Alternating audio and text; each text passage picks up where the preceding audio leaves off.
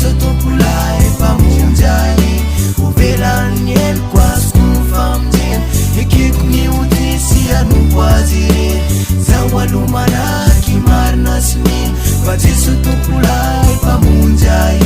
ovelany eloko azoko famjeny ekeko ny odisy anompo azy ireny tompo zanahary tokinay mahery afahanao zahay famonjalo saika very omeo fovaovao afahanay miady amin'olo ana rehetra sy ro fiainana menjady mifony zay fa diso ka tsy amerina intsony reo ditra sy adalana alaviro anay ny fony indreto zay fa vonona ary anaiky anompo anao meo anay ny hery ilay tompo tsy manao ianao mantsy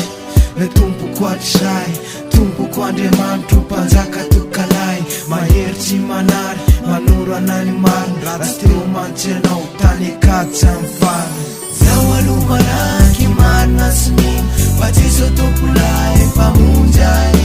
ovelany eloko azoko famjeny ekeko ny odisy anompo azy ireny zaho aloha manaky marina sy mino fa Jesu tompolay mpamonjay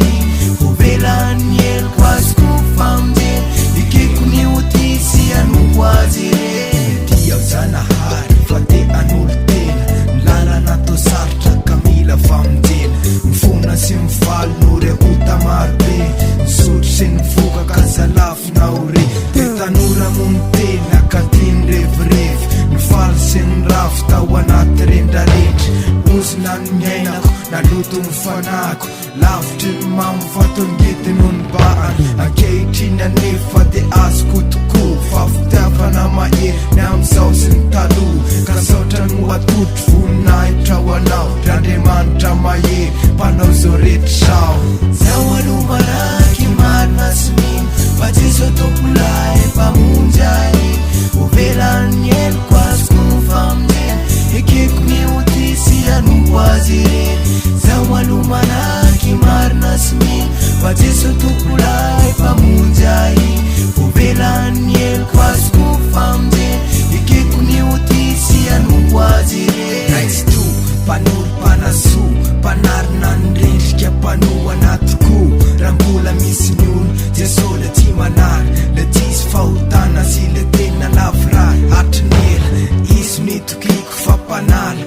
eloka voakiko tsisy tsomy fa voavela omeny anao ny tsara tsy asiny fijaliana nitahotra fongariny sy lomy fifaliana de raha misy olombelona sy mbola tsy natsapa afatariko eto zany fa izy ny mpanjaka namorona ny tany sy nahary ny tontolo tolorana ny saotra sy ny tera manontolo